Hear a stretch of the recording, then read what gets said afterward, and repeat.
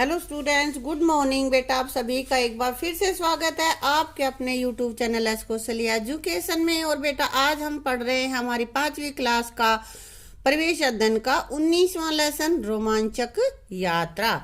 तो बेटा आज इसमें हम देखते हैं कहाँ कहाँ पहाड़ों पे घूमते हैं।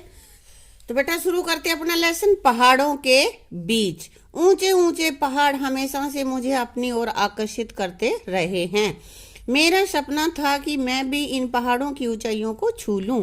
आखिर वह दिन आ ही गया जब पिछले वर्ष मेरा व मेरी सहेली पूजा का एनसीसी की ओर से पर्वतारोहण के लिए चयन किया गया। पर्वतारोहण मतलब पहाड़ों पे चढ़ना। इसके लिए हमें उत्तरकाशी जाना था। मुझे लगा कि अब मेरा सपना साकार हो। 13 जून 2014 को हम प्रशिक्षण लेने के लिए उत्तरकाशी स्थित एक संस्थान में पहुंचे। वहां हमारा मेडिकल चेकअप किया गया। हमारे ग्रुप में 18 लड़कियां थी। अगले दिन हमारे प्रशिक्षक विक्रमजीत रोहिल्ला ने एक दूसरे से हमारा परिचय करवाया। तो अब ये कह रहा है कि क्या तुम्हारे घर में या आसपास किसी ने पहाड़ों की यात्रा की है? यदि हाँ तो उनसे मिलो और फिर उनका अनुभव साझा तुम करो कि भाई उन्होंने कैसा कैसा महसूस किया था, क्या क्या उसमें कठिनाइयां आई थी। ठीक है, ये तुम्हारा काम है बेटा। जो भी तुम्हारे आसपास कोई पहाड़ों पे गया है उसकी यात्रा का वर्णन करना है। उसका नाम तुम्हें यहाँ कमेंट बॉक्स में लिखना है। तैयारियां पर्वतारोहण की। हमें बताया गया कि पर्वतारोहण के लिए पर्वतारोही जो पहाड़ पर चढ़ता है उसको बोलते हैं बेटा पर्वतारोही का स्वस्थ होना जरूरी है। उसे किसी तरह की कोई बीमारी न हो। ऊंचाई पर तापमान में बदलाव आ जाता है। पर्वतारोही में ठंड सहन करने की क्षमता होनी चाहिए। कठिन व थका देने वाली चढ़ाई के लिए शरीर में ताकत होनी चाहिए। अतः उनकी शारीरिक क्षमता को बेहतर बनाने के लिए जरूरी है कि तैराकी, साइकिल चलाने व भारोत्तोलन का अभ्यास किया जाए। भारोत्तोलन मतलब वजन उठाना। पर्वतारोहण से पहले हमारे ग्रुप को प्रशिक्षण दिया गया। प्रशिक्षण के दौरान हमें 15-20 किलोग्राम वजन पीठ पर रखकर चढ़ना, चढ़ाई के उपकरण लेकर चलना, रस्सियों के सहारे सीधी चट्टानों पर चढ़ाई करना, ऊपर चढ़ने के रास्ते खोजना और हाथों की बजाय पैरों का ज्यादा इस्तेमाल करना आदि सिखाया गया।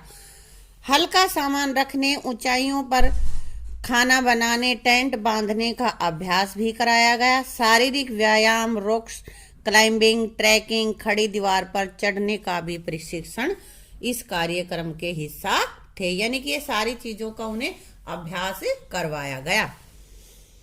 हमारे शरीर को स्वस्थ व चुस्त दुरुस्त रखने के लिए तुम क्या करते हो? क्या करते हो भाई अपने शरीर को चुस्त दुरुस्त रखने के लिए?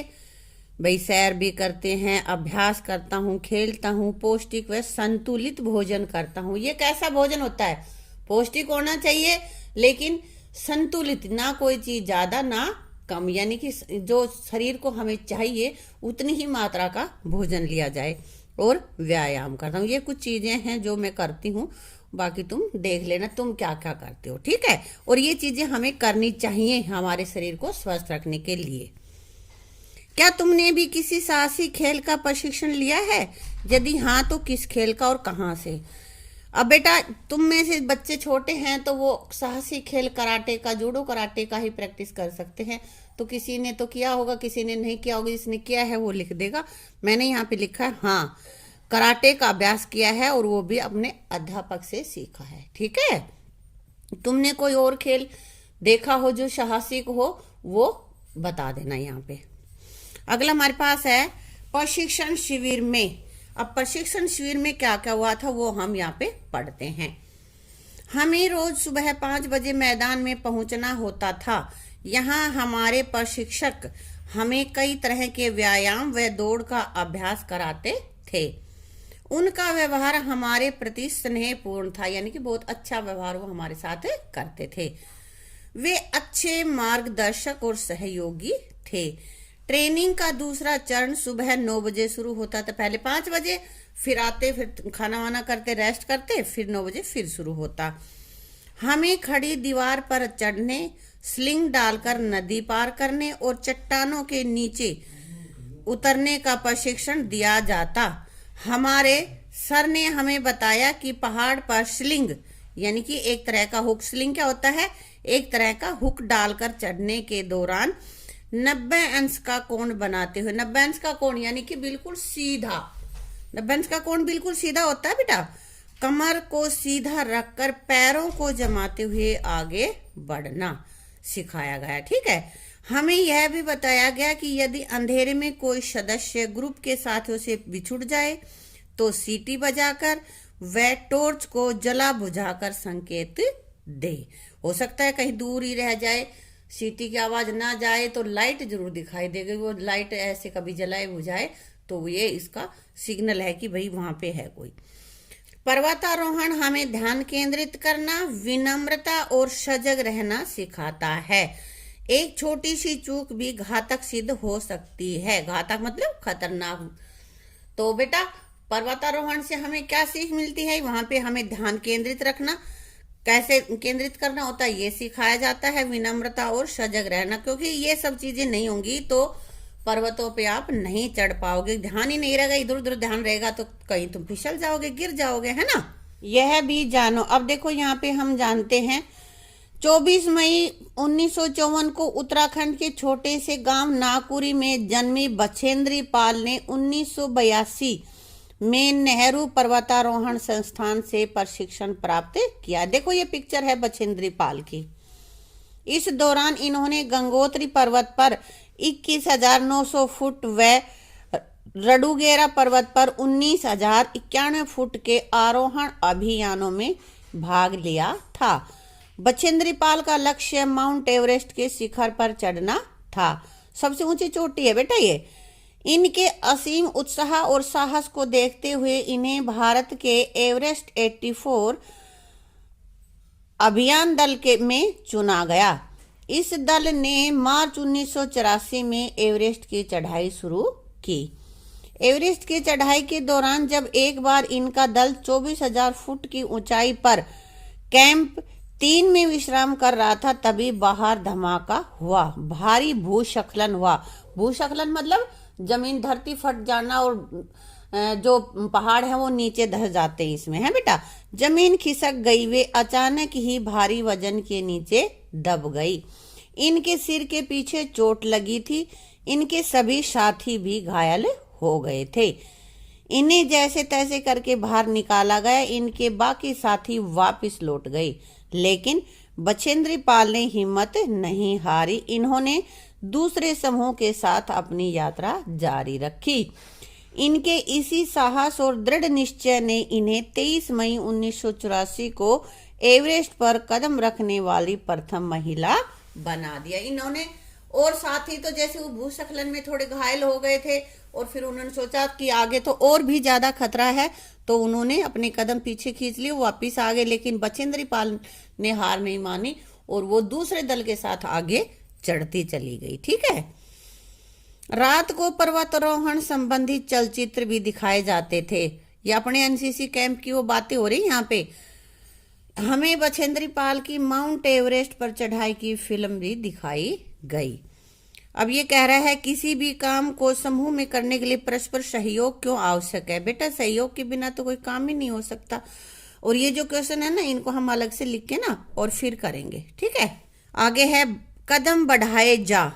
19 जून 2014 को हमारा चढ़ाई अभियान शुरू होना था।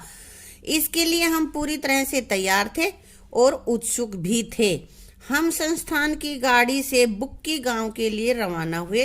रास्ते में पहाड़ियों और पेड़ पौधों के दृश्य हमें अपनी ओर आकर्षित कर रहे थे। हम शाम को बुक्की पहुंचे। यह स्थान भागीरथ नदी के दाएं किनारे पर स्थित बस अड्डे से 2 किलोमीटर दूरी पर है। बेटा क्या बता रहा है ये? बुक्की। बुक्की एक स्थान का नाम है और यह कह रहा है कि भागीरथी यानी कि गंगा नदी के दाएं किनारे पर स्थित बस अड्डे से 2 किलोमीटर दूर है। हम लगभग 2 किलोमीटर की चढ़ाई चढ़कर कपड़ा शिविर नामक स्थान पर पहुंचे। हमने वहीं आराम किया और ग्रुप के प्रत्येक सदस्य ने इस यात्रा का आनंद लिया, यानी कि सबको बड़े मजे आए इसमें। अगले दिन हमने फिर चढ़ाई शुरू की और प्रत्येक पर्वतारोही की पीठ पर 10 से 15 किलोग्राम वजन का सामान था। भाई जो उनको रास्ते में जिन चीजों की जरूरत थी वो सामान उनके पास था और उसका वजन, उस सामान का वजन 10 से 15 ग्राम के आसपास था। इनमें से कई आवश्यक वस्तुएं थी। जो सामान उनके पास था उसमें काफी आवश्यक वस्तुएं थी, जैसे पानी की बोतल, हुक, रस्सी, प्लास्टिक सीट, टॉर्च, सीटी, तौलिया, साबुन, कैमरा, हवा रोकने वाली जैकेट यानी कि wind cheater, glucose, first aid box और कुछ खाने पीने का सामान। ये मुख्य चीजें उस सामान में शामिल थी। चलते चलते हम थक गए थे। हमने बिस्कुट खाए।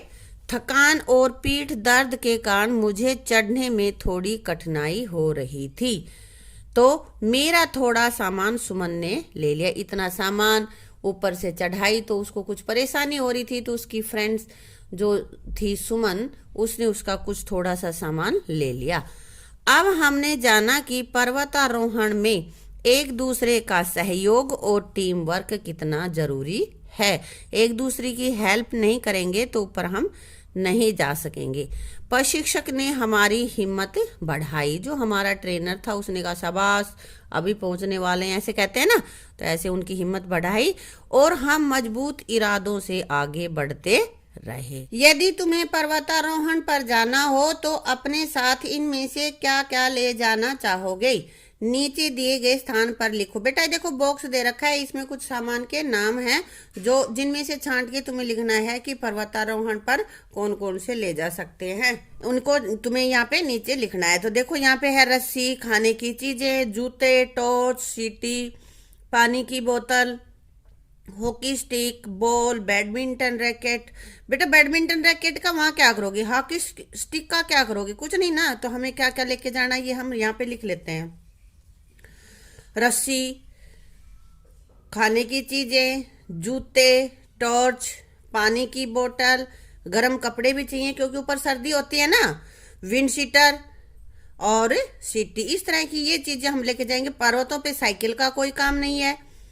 पतंग उड़ाने थोड़े जा रहे हैं वहां पे, ये भी नहीं लेके जाएंगे। बेवजह का वजन वहां पे नहीं ले जाना होता है। क्या तुमने रस्सी और हुक का इस्तेमाल कहीं और होते देखा है, यदि हाँ तो कहां पर। अब ये कह रहा है कि रस्सी और हुक, भाई पर्वतारोही इसका यूज करते हैं, तो तुम्हें उसके अलावा कहीं और भी देखा है क्या। तो भाई देखा है, हाँ, रस्सी और हुक का प्रयोग भारी सामान को उठाने के लिए होते देखा है। बड़े कारखानों में या किसी ऊंची बिल्डिंग पे चढ़ाना होता है तो हुक और रस्सी का प्रयोग वहां पे करते हैं। इसी के साथ बेटा इस वीडियो को यहीं पे समाप्त करते हैं और इसका बचा हुआ जो पार्ट है उसको हम करेंगे अपनी अगली वीडियो में। Thank you.